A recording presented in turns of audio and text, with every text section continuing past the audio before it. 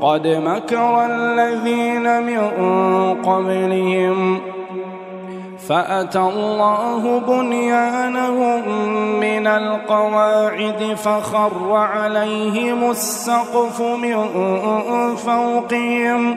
وأتاهم العذاب من حيث لا يشعرون ثم يوم القيامة يخزيهم ويقول أين شركائي الذين كنتم تشاقون فيهم قال الذين أوتوا العلم إن الخزي اليوم والسوء على الكافرين الذين تتوفاهم الملائكة ظالمي أنفسهم فألقوا السلم ما كنا نعمل من سوء بلى إن الله عليم بما كنتم تعملون فادخلوا أبواب جهنم خالدين فيها فلبئس مثوى المتكبرين وقيل للذين اتقوا ماذا أنزل ربكم قالوا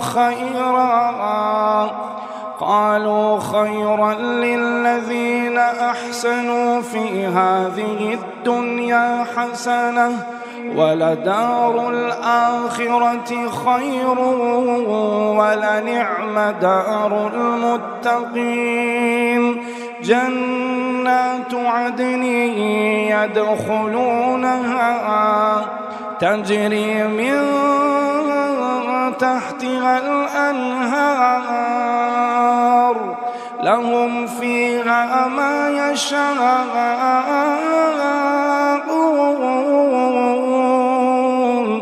كذلك يجزي الله المتقين الذين تتوفاهم الملائكة طيبين الذين تتوفاهم الملائكة طيبين يقولون